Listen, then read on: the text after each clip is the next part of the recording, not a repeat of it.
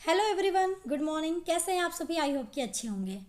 तो जैसा कि हम लोग डीएलएड सेकेंड सेमेस्टर के वर्तमान भारतीय समाज एवं प्रारंभिक शिक्षा का नोट्स जो है आप लोगों के साथ शेयर करना शुरू कर दिया है। क्लासेस जो है वो शुरू हो चुकी हैं और हमने कुछ क्लासेस भी ली हैं ऑलरेडी।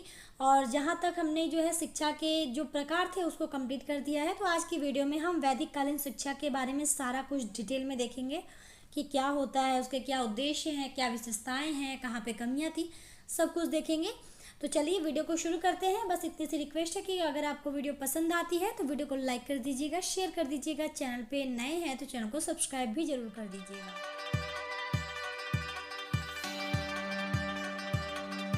तो आज की क्लास में हमने कहा हम किसके बारे में डिस्कस करेंगे, हम बात करेंगे वैदिक कालीन शिक्षा की। तो वैदिक प्राचीन समय में जो है वैदिक कालीन शिक्षा का जो है प्रचलन था और उसी के बारे में हमको आज यहाँ पे पढ़ना है। तो आप यहाँ पे सबसे पहले वैदिक कालीन शिक्षा क्या होता है हम उसको जानेंगे, फिर उसके हम उद्देश्यों को वगैरह जो भी इम्पोर्टेंट चीज़ें हैं, फिर विशेषताएं हुआ, गुण हुआ और दोष हुआ, उसको हम देखेंगे। तो पहले वैदिक काल शिक्षा की अगर हम बात करें तो वैदिक काल में छात्रों को दी जाने वाली शिक्षा ही क्या है, वैदिक कालीन शिक्षा कहलाती है। जो वैदिक काल में जो शिक्षा दी जाती थी उसे हम वैदिक कालीन शिक्षा जो है कहते हैं। अच्छा, यहाँ पे हमने कहा कि वैदिक काल में, ठीक है। तो वैदिक काल का मतलब क्या था, तो इसके नाम को अगर आप तोड़ेंगे तो वैदिक के नाम को अगर आप तोड़ेंगे तो इसमें क्या शब्द आता है, इसमें आता है वेद शब्द, ठीक है। यानी वेद का काल, उस टाइम मतलब काल यहाँ पे मतलब काल का मतलब समय, वेदों का समय था उस टाइम, यानी वेदों की शिक्षा जो है दी जाती थी। तो इसीलिए यहाँ पर जो अगला पॉइंट आप देखिए तो वो यही लिखा है कि वैदिक काल में वेद पर आधारित जो है शिक्षा प्रदान की जाती थी। क्योंकि इसके नाम में ही क्या है, वेद है, मतलब ऐसी शिक्षा प्रणाली जो वेदों के ऊपर आधारित थी वो वैदिक कालीन शिक्षा थी। तो वैदिक काल में वेद पर आधारित शिक्षा जो है प्रदान की जाती थी। आगे यहाँ है, अच्छा वेद पर आधारित शिक्षा है तो आपको भी एक आइडिया लग गया होगा कि किस टाइप की जो शिक्षा व्यवस्था थी वो कैसी थी, कहाँ पर पढ़ाई होती थी, क्या कोई स्कूल वगैरह थे या कुछ और था।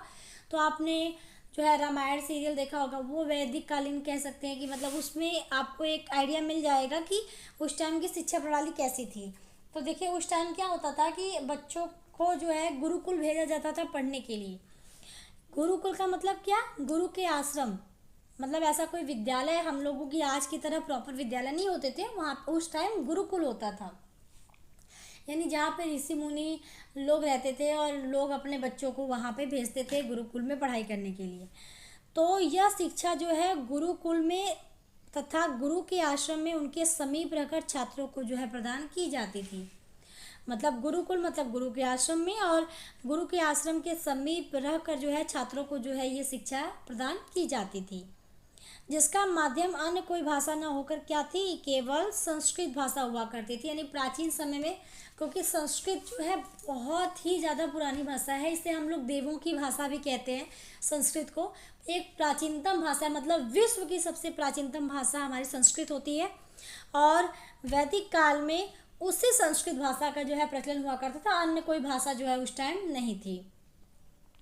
तो ये ध्यान रखिएगा, ठीक है। कुछ चीज़ें जो इंपॉर्टेंट मैंने हेडिंग यहाँ पे जो है हाईलाइट करा है उसको ध्यान दीजिएगा। तो गुरु आपसे पूछ सकता है कि वैदिक काल में शिक्षा का जो माध्यम था वो किस भाषा में था, तो आप बताएंगे संस्कृत भाषा में था।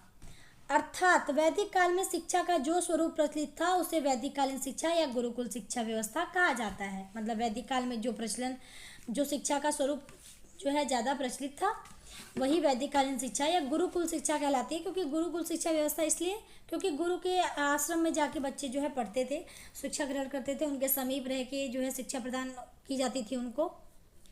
लास्ट यहाँ पर है कि वैदिक काल में शिक्षा पर ब्राह्मणों का आधिपत्य था, अतः कुछ विद्वान वैदिक शिक्षा को ब्राह्मण शिक्षा तथा कुछ हिंदू शिक्षा की भी संज्ञा देते हैं। तो पहले तो ये ध्यान दीजिएगा कि वैदिक कालीन शिक्षा को ब्राह्मण शिक्षा भी हम लोग जो है मतलब काफ़ी लोग इनको ब्राह्मण शिक्षा भी कहते थे और क्या कहते थे, हिंदू शिक्षा। मतलब कुछ लोग इसको ब्राह्मण शिक्षा और हिंदू शिक्षा की भी संज्ञा देते हैं, क्योंकि उस टाइम क्या होता था कि जो ज़्यादातर जो ब्राह्मण बच्चे थे वो उनका ही ज़्यादा उस पर राज था शिक्षा पे, क्योंकि वो उसी क्षेत्र से बिलोंग करते थे, संस्कृत भाषा में हुआ करती थी, तो उनका उस टाइम उन चीज़ों में बहुत ज़्यादा इंटरेस्ट था, या फिर माहौल ऐसा कह लीजिए कि उनका ही आधिपत्य था उस टाइम शिक्षा पे। तो ब्राह्मणों का जो है ज़्यादा आधिपत्य था वैदिक कालीन शिक्षा पे, इसीलिए विद्वान इनको जो है ब्राह्मण शिक्षा और हिंदू शिक्षा की भी संज्ञा देते हैं इस वैदिक कालीन शिक्षा को। तो ये कुछ इंपॉर्टेंट फैक्ट थे हमारे वैदिक कालीन शिक्षा के। तो मुझे लगता है कि आपको यहाँ तक अच्छे से क्लियर हो गया होगा। चलिए हम लोग आगे बढ़ते हैं उद्देश्यों की तरफ। अगर हम उद्देश्य की बात करें तो वैदिक कालीन शिक्षा के उद्देश्य क्या क्या है, मतलब क्या उद्देश्य थे उस टाइम की शिक्षा के। पहला उद्देश्य ये था कि ज्ञान का विकास करना है, मतलब हमें ज़्यादा से ज़्यादा बच्चों को ज्ञान देना है, ज्ञान का ज़्यादा से ज़्यादा जो है प्रसार करना है कि सभी बच्चों तक ज्ञान पहुँचे, तो ज्ञान का विकास करना। दूसरा, पवित्रता की भावना का विकास करना, मतलब उस टाइम क्या होता था गुरुकुल में कि बच्चों को जब वहाँ शिक्षा प्रदान की जाती थी तो हमें उन्हें ज्ञान, मतलब विषय वाइज जो उन्हें ज्ञान दिया जाता था वो तो सबको दिया जाता था, साथ ही साथ गुरुकुल में बच्चों के चरित्र निर्माण पर भी ध्यान दिया जाता था, जिससे कि उनमें पवित्रता की जो है भावना विकसित हो, मतलब उनका जो नेचर है वो कैसा हो, अच्छा हो, बेहतर हो, वो किसी भी गलत कार्य में या किसी भी गलत ट्रैक पे ना जाएं। तो पवित्रता की भावना विकास करना, चरित्र निर्माण का विकास करना, क्योंकि चरित्र निर्माण होगा तभी तो आपका जो मन है, सोच है, वो पवित्र रहेगी। तो चरित्र का निर्माण करना, उन्हें हमेशा अच्छी अच्छी चीज़ें सिखाना। और अगला है संस्कृति का संरक्षण एवं विकास करना, मतलब उस टाइम जो शिक्षा दी जाती थी उसका ये एक उद्देश्य होता था कि उनकी जो कल्चर है, जो संस्कृति है, वो बचाई जा सके और उसका जो है विकास किया जा सके, ताकि पीढ़ी दर पीढ़ी वो चीज़ें आगे बढ़ती रहें। और अगला यहाँ पर है व्यक्तित्व का विकास करना, क्योंकि देखिए चरित्र निर्माण हो रहा है तो उसका सिंपल फैक्ट ये जान लीजिए कि व्यक्तित्व पे आपके असर पड़ रहा है। तो जब आपका चरित्र निर्माण हो रहा है, अच्छा हो रहा है, उसका विकास हो रहा है, तो व्यक्तित्व का विकास तो ऑटोमेटिक होगा। अगला यहाँ पे है ईश्वर भक्ति एवं धार्मिकता का विकास करना। उस टाइम क्या होता था कि भगवान के प्रति भक्ति और अपनी जो धर्म है यानी धार्मिकता का जो भावना है उसका भी विकास किया जाता था। उस टाइम बच्चों को सिखाया जाता था, बताया जाता था, और उनकी जो आस्था है उसको भी विकसित किया जाता था। अगला है सामाजिक कुशलता की उन्नति करना, कि बच्चे को अच्छी चीज़ें सिखाना उस टाइम का एक बहुत बड़ा उद्देश्य था, जिसकी वजह से समाज में किस तरीके से रहना है, किस तरीके से व्यवहार करना है, ये चीज़ें भी उनके अंतर्गत विकसित हो सके, इस चीज़ का भी ध्यान रखा जाता था। तो सामाजिक कुशलता की उन्नति करना भी उस टाइम का जो है एक प्रमुख उद्देश्य होता है। और अगला यहाँ पे लास्ट हमारा है मोक्ष प्राप्त करने पर बल देना, क्योंकि उस टाइम ना कोशिश की जाती थी कि बच्चे जो हैं वो मोक्ष प्राप्त करने पर ध्यान दें, मतलब वो किसी भी ये जो हमारी ये जो दुनिया है, मतलब इसको जो जो मोह माया वाला जो एक जाल कहा जाता है, मोह माया की दुनिया कही जाती है, वो इस चीज़ से मुक्त हो, वो अपने कर्म अच्छे रखें, अपनी सोच अच्छी रखें, अपना चरित्र अच्छा रखें, और ज़्यादा से ज़्यादा कोशिश किया जाता था कि बच्चे को मोक्ष प्राप्ति पर बल दिया जाए, कि वो किसी ये मोह माया वाले जाल से दुनिया के ना फंसे, वो मोक्ष प्राप्ति पर ध्यान दे। तो इस चीज़ पर भी उस टाइम की जो शिक्षा थी वो ध्यान देती थी, बल देती थी। तो ये हमारा हो गया वैदिक कालीन शिक्षा के उद्देश्य। अब हम बात करेंगे विशेषताओं की। तो ध्यान दीजिएगा वैदिक कालीन शिक्षा की विशेषताएं या गुण में हमने यहाँ पे इम्पोर्टेंट जो है विशेषताएं या गुण लिखे हैं, और मैंने कई सारे पॉइंट को कवर किया है इन विशेषताओं या गुण में। तो ऐसा नहीं कि आपसे पूछेगा कि विशेषताएं लिखिए तो आप सारा लिखेंगे, आप एक दो या शब्द सीमा के अंदर ही लिखेंगे, दो तीन जैसा भी आपको लगता है वैसे ही लिखिएगा। यहाँ पे सारे पॉइंट लिखने के रीजन मैं बता देती हूँ कि आपसे क्वेश्चन ये नहीं करेगा कि विशेषताएं बताइए, मतलब अगर सिंपल विशेषताएं पूछता है तो आप तो कोई भी उठा के लिख दोगे, ठीक है, कोई भी विशेषता। लेकिन वो एग्जामिनर आपको फंसाने के लिए क्या करते हैं, वो किसी एक इम्पॉर्टेंट पॉइंट पर ही आपसे पूछेंगे कि उस टाइम की शिक्षा व्यवस्था कैसी थी, शिक्षा प्रणाली कैसी थी, ठीक है, तो क्या होता था, किस समय जो है बच्चों का चूड़ा कर्म संस्कार होता था, किस समय बच्चों का उपनयन संस्कार कराया जाता था, उपनयन संस्कार का क्या मतलब होता है। इस तरीके से क्वेश्चन आपसे देखिए पूछे जाते हैं। इसी तरह और भी विशेषताएं अगर आप देखेंगे तो और भी विशेषताओं में पूछ सकता है कि कौन कौन सी शिक्षा विधियाँ उस टाइम यूज होती थी, गुरु शिष्य संबंध पे टिप्पणी करिए। तो बीच बीच में से आपसे क्वेश्चन जो है उठा के पूछ सकता है, इसलिए मैंने कई सारे पॉइंट को यहाँ पे कवर करा है, ठीक है। तो इस यही चीज़ आपको यहाँ पे मैंने सारे पॉइंट में दिखाए हैं। तो जो भी इम्पोर्टेंट चीज़ें हैं मैं वो बताती चलूँगी हर एक पॉइंट में। तो यहाँ पे जो पहली विशेषता है, हमारा गुण है, वो है सार्वजनिक एवं निःशुल्क शिक्षा।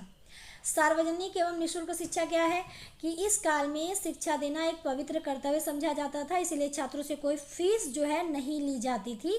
शिक्षा के द्वार सभी वर्ग लिंग के लिए खुले थे।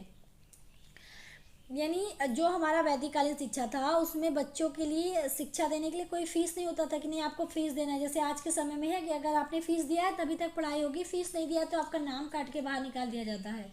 ठीक है, तो ऐसा कुछ उस टाइम सिस्टम नहीं था। उस टाइम कोई फीस वगैरह नहीं ली जाती थी। होता क्या था कि बच्चे जब अपनी शिक्षा पूरी कर लेते थे ना, तो वो खुद अपने गुरु को सम्मान में जो है गुरु दक्षिणा देते थे, लेकिन ऐसे कोई फीस की जो है प्रथा जो है उस टाइम नहीं थी। शिक्षा के द्वार जो है वो सभी वर्ग लिंग के लिए खुले थे।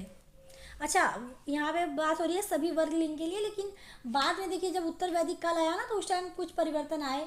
स्त्रियों की शिक्षा के लिए थोड़े से कंट्रोल हो गए, मतलब नियम जो है कठोर हो गए। उतनी शालीनता या उतना स्मूथनेस नहीं रहा जितना कि स्टार्टिंग में वैदिक कालीन शिक्षा में था। तो अभी आप देखेंगे स्त्री शिक्षा वाला पॉइंट जब मैं पढ़ाऊँगी तो अभी, लेकिन अभी के लिए फिलहाल इतना जानिए। अच्छा, शिक्षा व्यवस्था कैसी थी?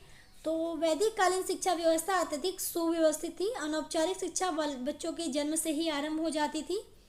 वैदिक शिक्षा में संस्कार एवं मंत्र का विशेष महत्व था। बालक 5 वर्ष की अवस्था पूर्ण कर लेने के बाद ही गुरुकुल में प्रवेश कर सकता था। 5 वर्ष की अवस्था में चूड़ाकर्म संस्कार किया जाता था, जिसे विद्यारंभ संस्कार कहते थे। इस संस्कार के बाद बच्चे की गृह शिक्षा शुरू होती थी। गृह शिक्षा के बाद उसे गुरुकुल में प्रवेश के लिए भेजा जाता था, जहां उसका उपनयन संस्कार कराया जाता था। उपनयन के शाब्दिक अर्थ है पास ले जाना, अर्थात गुरु के पास ले जाना। अच्छा, इसमें मैंने काफ़ी सारी चीज़ें कह दी। चलो अच्छा, इसको फटाफट समझते हैं अब।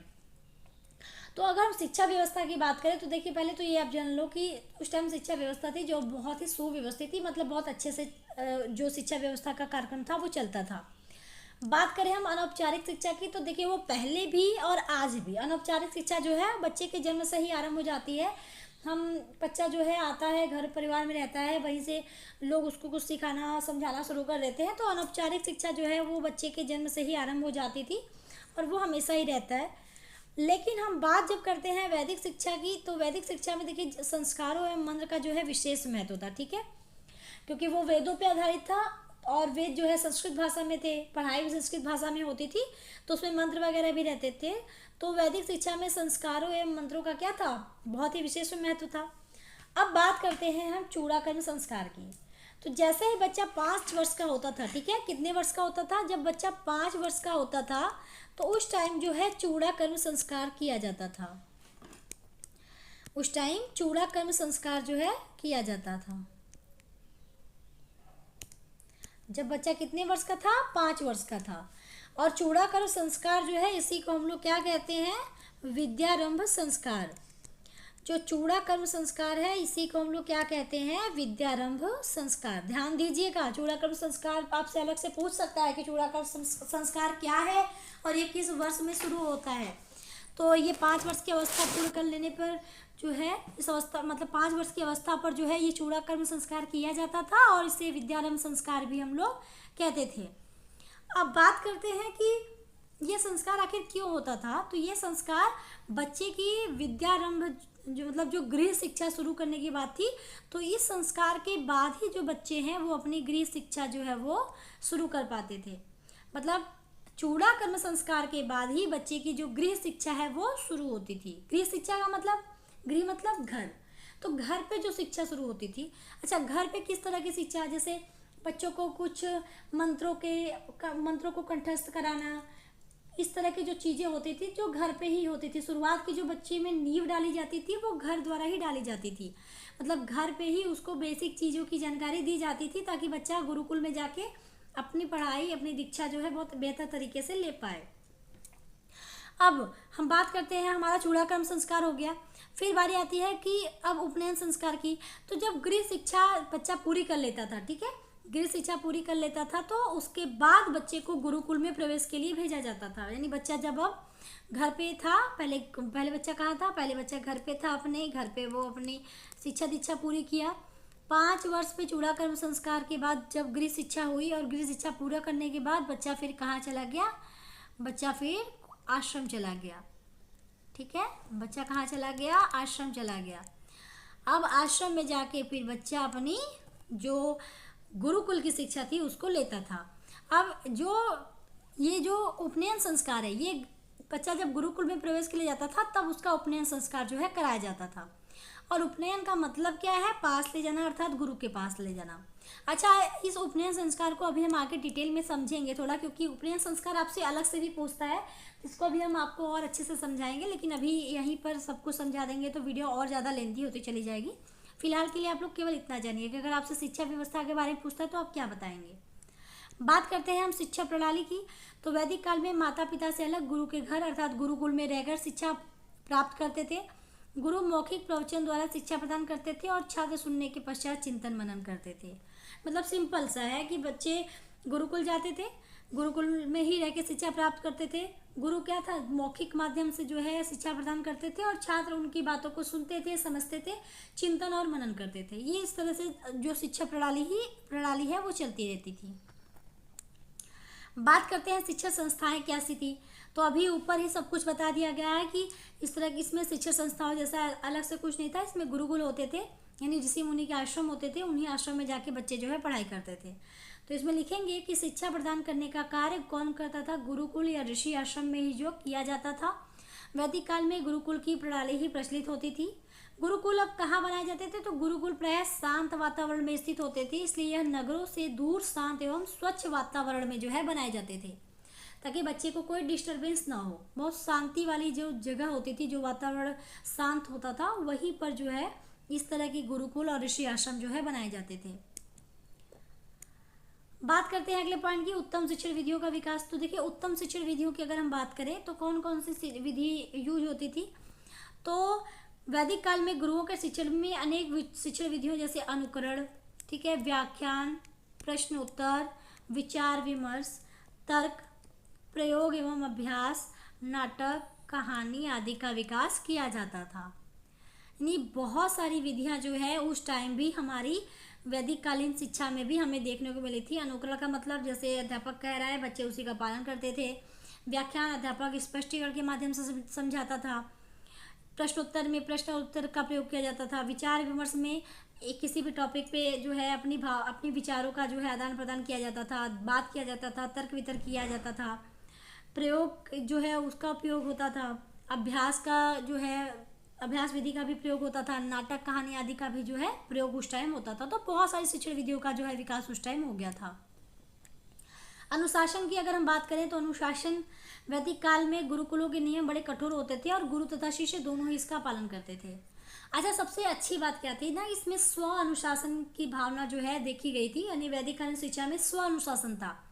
मतलब बच्चे को जो गुरु थे, ऐसा नहीं कि बच्चे को बहुत पनिशमेंट देके उन्हें डरा धमका के जो है सारे नियमों को पालन करवाते थे। नहीं, नियम जो है वो कठोर थे गुरुकुल के नियम, कि सारे आपको नियम को फॉलो करना है अगर आप गुरुकुल में आते हैं। लेकिन बच्चे भी जो थे ना, गुरु तो चलिए गुरु है वो तो पालन करता ही था, लेकिन जो बच्चे गुरुकुल में आते थे वो भी जो गुरुकुल के नियम थे उसको अच्छे से पालन करते थे। तो स्व अनुशासन की भावना होने की वजह से ही ये चीज़ें होती थी।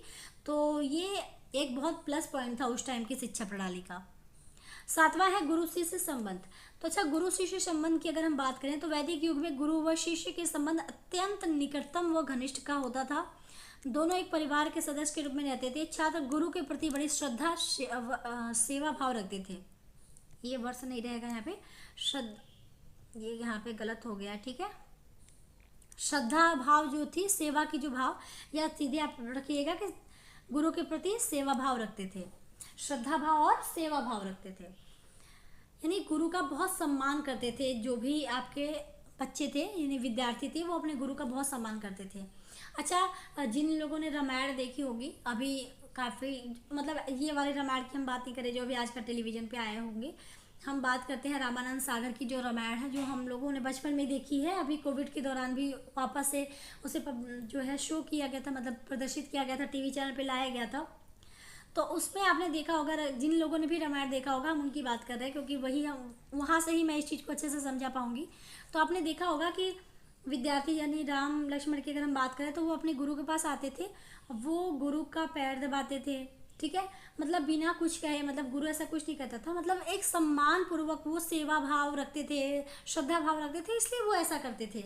गुरु की हर एक बात मानते थे, गुरु से किसी भी तरह का बहस नहीं, गुरु ने कह दिया वो मतलब उस चीज़ को फॉलो करते थे। तो एक श्रद्धा भाव थी, एक सेवा भाव थी। तो गुरु शिष्य संबंध जो है वो बहुत ही ज़्यादा घनिष्ठ होता था उस टाइम। पाठचर्या की अगर हम बात करें तो वैदिक शिक्षा पूर्णतः आध्यात्मिक व व्यवहारिक लक्ष्यों के प्रति समर्पित थे, इसलिए पाठ्यक्रम अत्यंत व्यापक था। बालकों को वेद, उपनिषद, पुराण, नीति शास्त्र, इतिहास, गणित, भाषा, कला, विज्ञान, शिल्प, कृषि, पशुपालन, अर्थशास्त्र व सैन्य विज्ञान का जो है ज्ञान कराया जाता था। मतलब काफ़ी ज़्यादा जो पाठचर्या है वो व्यापक था, बहुत सारी चीज़ें पाठचर्या में इंक्लूड थी। स्त्री शिक्षा की अगर हम बात करें तो वैदिक युग में स्त्रियों की शिक्षा को प्राप्त करने की पूर्ण स्वतंत्रता थी। उनमें बिना किसी भेदभाव के उन्हें, यहाँ पे गलत है, ठीक है, यहाँ पे होगा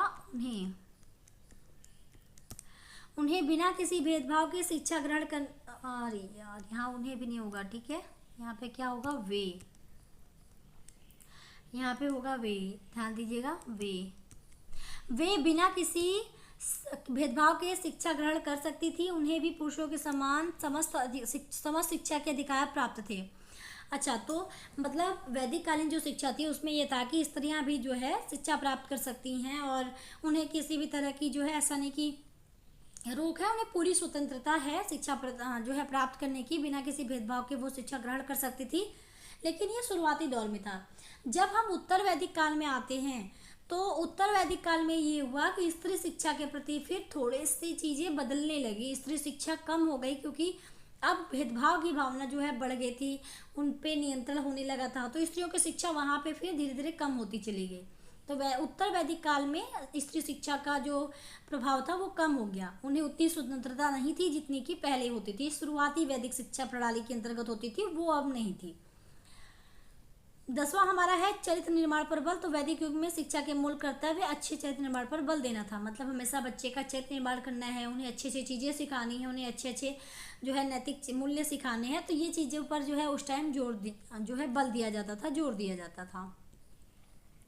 अब हम बात करते हैं वैदिककालीन शिक्षा की कमियाँ। ये हमारा लास्ट पॉइंट होगा हमको जहाँ तक लग रहा है, आई थिंक कुछ और बचा है।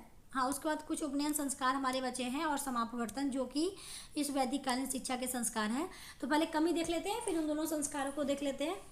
तो वैदिक शिक्षा प्रणाली में बाल मनोविज्ञान का समावेश नहीं था। मतलब बाल मनोविज्ञान का मतलब कि उस टाइम जो है जो ज़्यादा महत्वपूर्ण था वो कौन था, गुरु। बच्चे का उतना इम्पैक्ट नहीं था जितना कि जैसे आज की जो शिक्षा प्रणाली है वो बाल मनोविज्ञान पे आधारित है, मतलब केंद्र जो है वो बालक होता है। लेकिन उस टाइम ऐसा नहीं था, बच्चे की मनोविज्ञान पे ज़्यादा ध्यान नहीं दिया जाता था कि बच्चे को समझ आए कि नहीं, बच्चे की क्या भावनाएं हैं, बच्चा क्या सोच रहा है, इस चीज़ पे ज़्यादा ध्यान नहीं दिया जाता था। दूसरा है वैदिक शिक्षा बाल केंद्रित न होकर एक मार्गी थी। एक मार्गी का मतलब कि अध्यापक, जैसे आज क्या है ना, द्विमार्गी प्रक्रिया है। शिक्षक यहाँ पे है, शिक्षार्थी है, तो शिक्षक और शिक्षार्थी दोनों का जो है रोल होता है शिक्षा अधिगम प्रक्रिया में। लेकिन उस टाइम क्या था, केवल एक ही मार्ग था, दूसरा मार्ग नहीं था। शिक्षक जो बोल दिया वही सब कुछ है भाई, और बच्चे से उतना फ़र्क नहीं पड़ता कि बच्चा क्या सोच रहा है, बच्चे को क्या फ़र्क पड़ रहा है कि नहीं, बच्चे को समझ आ रहा है कि नहीं, इतना ध्यान नहीं दिया जाता था। तो ये हमारा हो गया कि एक मार्गी था जो शिक्षा व्यवस्था थी वो कैसी थी, एक मार्गी थी। तीसरा है प्रत्येक विषय प्रत्येक बच्चे के लिए अनिवार्य थे। अब जैसे होता नहीं है कि सब बच्चे को हर विषय में इंटरेस्ट नहीं हो सकता, कुछ बच्चा जो है किसी सब्जेक्ट में ज़्यादा इंटरेस्ट ले रहा है, कुछ बच्चा किसी दूसरे सब्जेक्ट में ज़्यादा इंटरेस्ट ले रहा है।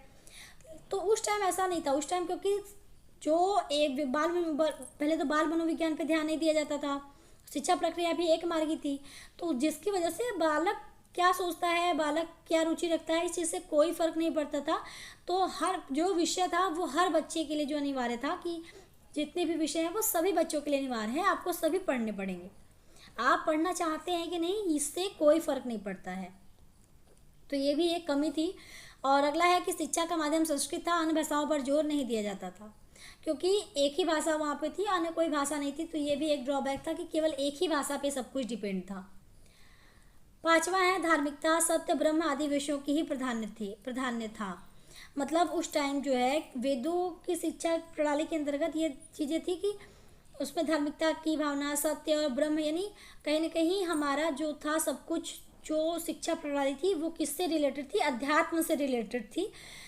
उससे बाकी चीज़ों की जो प्रधानता है वो कम थी इनके कंपेयर में, मतलब इन सब्जेक्ट की जो है, इन विषय की जो है प्रधानता वो ज़्यादा थी।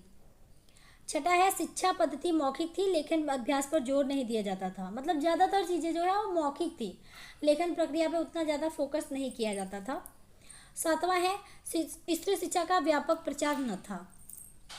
मतलब उतना प्रचार नहीं था कि नहीं स्त्रियों को शिक्षा लेनी है, स्त्रियों की शिक्षा पे बहुत ज़्यादा काम करना है, क्योंकि उत्तर वैदिक काल में वैसे भी देखिए फ़र्क पड़ गया, स्त्री शिक्षा पर जो है नियंत्रण होने लगा, उनको उतनी स्वतंत्रता नहीं मिल रही थी उत्तर वैदिक काल आते आते, तो उतना व्यापक प्रचार जो है स्त्री शिक्षा का नहीं था। तो ये हमारी कुछ कमियां थी वैदिक कालीन शिक्षा की। मुझे लगता है इतना आपको समझ आ गया होगा। अब हमारा कुछ महत्वपूर्ण यहाँ पे टॉपिक है जिसमें कि हम कुछ संस्कारों को देखेंगे। तो 2 संस्कार महत्वपूर्ण थे इस हमारे वैदिक कालीन शिक्षा प्रणाली के अंतर्गत। एक है उपनयन संस्कार और दूसरा हमारा है आपका समापवर्तन संस्कार। तो हम एक एक करके पहले दोनों को देखेंगे। तो हम शुरुआत करते पहले उपनयन संस्कार से। अभी उपनयन संस्कार क्या होता है आपने पीछे देखा ही था कि उपनयन संस्कार क्या है, तो उतना आपको आइडिया लग गया होगा। लेकिन हम यहाँ पे इसके कुछ और इम्पॉर्टेंट चीज़ों को जानेंगे जो कि आपसे 1 नंबर में हो सकता है पूछे। तो उपनयन संस्कार वैदिक कालीन शिक्षा के संस्कार थे, ये हमें पता ही है। हिंदू धर्म संस्कारों में उपनयन संस्कार 10म संस्कार है। ये आपसे पूछ सकता है कि कौन हिंदू धर्म में ये कौन सा संस्कार है, तो आप क्या बताएंगे, 10म संस्कार है। अब ये कब होता था, तो गुरुकुल में प्रवेश के समय छात्रों का उपनयन संस्कार होता था। ये अभी पीछे ही हमने आपको ये चीज़ें बताई कि गुरुकुल में प्रवेश के समय जो है ये संस्कार किया जाता था। उपनयन का क्या अर्थ है, ये भी आपने पीछे देखा, पास ले जाना, अर्थात शिक्षा प्राप्त करने के लिए गुरु के पास ले जाना। ठीक है, शिक्षा प्राप्त करने के लिए गुरु के पास ले जाना इसका अर्थ है। अगला है, उपनयन संस्कार के समय ब्राह्मण छात्र की आयु 8 वर्ष, क्षत्रिय छात्र की आयु 11 वर्ष, वैश्य छात्र की आयु 12 वर्ष निर्धारित की गई थी। मतलब आप जो एज है वो फिक्स की गई थी। देखो ध्यान देना यहाँ पे जो अभी मैं बताने जा रही हूँ। हमने कहा कि 5 वर्ष की जब बच्चा जो है 5 वर्ष की आयु पूरी कर लेता था, तो उस टाइम उसका कौन सा संस्कार किया जाता था, चूड़ा कर्म संस्कार जो है उस टाइम किया जाता था। चूड़ा कर्म संस्कार किया जाता था। अब चूड़ा कर्म संस्कार होने के बाद बच्चा जो है गृह शिक्षा लेता था। इसमें क्या होता था कि बच्चा गृह शिक्षा जो है वो लेना शुरू कर देता था। उस टाइम बच्चे की इस संस्कार के बाद गृह शिक्षा जो है वो शुरू हो जाती थी। अब ये गृह शिक्षा से लेकर बच्चे के गुरुकुल में आने तक कितना गैप होता था, ये गैप आपको यहाँ से पता चल जाएगा। तो ब्राह्मण छात्र जो है वो 8 वर्ष की आयु में जो है गुरुकुल आता था, यानी 8 वर्ष पे उसका उपनयन संस्कार होता था। मतलब 5 वर्ष के बाद 3 वर्ष का उसे टाइम मिलता था गृह शिक्षा के लिए, जो ब्राह्मण छात्र थे। जो क्षत्रिय छात्र थे वो 11 वर्ष पे आते थे, यानी 5 वर्ष से लेकर 11 वर्ष तक वो गृह शिक्षा लेते थे। 11 वर्ष पे फिर उनका उपनयन संस्कार होता था। वैश्य छात्र 12 वर्ष पे आते थे। तो 12 वर्ष यानी 5 वर्ष से लेकर 12 वर्ष तक वो केवल गृह शिक्षा लेते थे, यानी घर पर शिक्षा लेते थे। 12 वर्ष पर मतलब 12 वर्ष की आयु हो जाने पर फिर वो गुरुकुल आकर उपनयन संस्कार जो है उनका होता था और वो गुरुकुल में आकर जो है शिक्षा जो है प्राप्त करते थे। तो यहाँ तक चीज़ें आपको क्लियर हो गई ना। चलो फिर अगला पॉइंट देख लेते हैं कि उपनयन संस्कार के अवसर पर गुरु बालक को गुरु मंत्र की दीक्षा देता था। यहाँ से उसका आध्यात्मिक जीवन प्रारंभ होता था। मतलब गुरुकुल में क्या होता था, इस संस्कार के अवसर पर जो गुरु हैं वो बच्चों को गुरु मंत्र की दीक्षा देते थे और इस संस्कार के बाद बच्चे का जो आध्यात्मिक जीवन है वो प्रारंभ होता था। उपनयन संस्कार को मोंजी बंधन संस्कार भी कहा जाता है। तो ये भी हो सकता है आपसे 1 नंबर पे पूछ दे कि मोंजी बंधन जो संस्कार है वो किस संस्कार को कहते हैं। तो आपको पता होना चाहिए कि ये किसको, उपनयन संस्कार को ही कहते हैं। तो ये कुछ फैक्ट थे हमारे उपनयन संस्कार के। मुझे उम्मीद है कि आपको यहाँ तक अच्छे से क्लियर हो गया होगा। अब हमारा लास्ट टॉपिक है आपका समापवर्तन संस्कार। ये भी एक वैदिक कालीन शिक्षा का हमारा संस्कार है। तो समापवर्तन संस्कार वैदिक कालीन शिक्षा के संस्कार थे, ये हमें पता चल गया। हिंदू धर्म संस्कार में यह 12वां संस्कार है। वो 10वां संस्कार था हमारा, लेकिन समापवर्तन हमारा 12वां संस्कार है हिंदू धर्म संस्कार में। अगला पॉइंट है कि शिक्षा समाप्त होने पर समापवर्तन संस्कार होता था। देखिए इसके नाम में ही है समापवर्तन। ठीक है, समाप यानी समाप्त हो गया। तो जब शिक्षा समाप्त होती थी, यानी बच्चा जब है गुरुकुल में रहकर शिक्षा लेता था और शिक्षा जब वो पूर्ण कर लेता था, तो शिक्षा समाप्त होने पर जो है उसका समापवर्तन संस्कार होता था। अच्छा, बच्चा जो है गुरुकुल में रह रहा है, कहाँ रह रहा है? बच्चा जो है वो गुरुकुल में रह रहा है। अब गुरुकुल में बच्चा जो है शिक्षा लेकर उसके बाद कहाँ जाएगा? ठीक है, तो वापस जो है अपने वो घर चला जाएगा। तो यही तो होता था। कुछ लोग जाते थे, कुछ लोग कुछ और कार्य करना चाहते थे, वो अभी आप देखेंगे। लेकिन हमारा कहने का तात्पर्य ये है कि जब शिक्षा समाप्त हो जाती थी तो बच्चा जो है फिर अपना घर चला जाता था, यानी घर लौट जाता था। तो ये जो समापवर्तन है, ये समापवर्तन का अर्थ ही है क्या? घर लौटना। समापवर्तन का क्या अर्थ होता है? घर लौटना। समापवर्तन यानी बच्चा अब कहाँ चला गया? ये चला गया अपने घर। ये था उसका आश्रम, और आश्रम से वो समापवर्तन संस्कार का मतलब होता है, समापवर्तन का अर्थ होता है घर लौटना, अर्थात शिक्षा समाप्त करके अपने घर लौटना। छात्र ब्रह्मचारी वस्त्र उतार कर गृहस्थ वस्त्र पहनते थे, यानी जो वो आश्रम में रह के जो वस्त्र पहनते थे, जिसे कि हम लोग ब्रह्मचारी वस्त्र कहते थे, उस वस्त्र को उतार कर बच्चा जो है गृहस्थ वस्त्र जो है पहनते थे। इसके बाद गुरु उन्हें उपदेश यानी दीक्षांत भाषण देते थे, जिसमें गृहस्थ जीवन के नियम, समाज सेवा, राष्ट्र सेवा का उपदेश जो है दिया जाता था। यानी अगर वो गृहस्थी अपने गृहस्थ जीवन में जाना चाहते हैं तो उसके नियम समझाता था, समाज सेवा करना चाहते हैं तो उसके नियम, राष्ट्र सेवा, यानी ये सारे जो उपदेश हैं वो गुरु जो है बच्चों को देते थे उस टाइम। और इसके बाद गुरु उन्हें आशीर्वाद भी देते थे। साथ ही शिष्य द्वारा गुरु को गुरु दक्षिणा भी दी जाती थी, यानी कोई फीस वगैरह नहीं था, लेकिन बच्चे जो हैं स्वेच्छा से, जो अपने गुरु हैं उनको अपनी मतलब एक भावना दिखाने के लिए कि हमने इतनी दीक्षा ली, यहाँ पे हमने इतना कुछ सीखा, तो एक रिस्पेक्ट में जो है गुरु दक्षिणा बच्चे जो है अपने गुरु को देते थे। और यह लगभग कब होता था? यह लगभग 24 वर्ष की आयु पर होता था, यानी जब बच्चा 24 वर्ष पूरा कर लेता था उस टाइम ये हमारा जो समापवर्तन संस्कार है वो होता था। इसके उपरांत बालक जो है स्नातक कहलाता था। तो यह भी आपसे पूछ सकता है कि स्नातक बच्चा कब कहलाता था? तो बच्चा जब है ये समापवर्तन संस्कार पूरा कर लेता था, उसके बाद जो है बच्चा स्नातक कहलाता था। इसको गृहस्थ जीवन में लौटने का संस्कार भी कहा जाता है। तो ये भी आपको पता चल गया, क्योंकि बच्चा जो है घर चला जा रहा है तो इसे गृहस्थ जीवन में लौटने का भी संस्कार हम लोग कहते थे। तो ये था आज का हमारा कंप्लीट टॉपिक। कैसा लगा वीडियो बताइएगा। पसंद आएगी तो वीडियो को लाइक कर दीजिएगा, शेयर कर दीजिएगा। चैनल पे नए हैं तो चैनल को सब्सक्राइब कर दीजिएगा। तब मिलते हैं नेक्स्ट वीडियो में, तब तक के लिए आप लोग अपना ख्याल रखें। टेक केयर, बाय बाय, जय हिंद।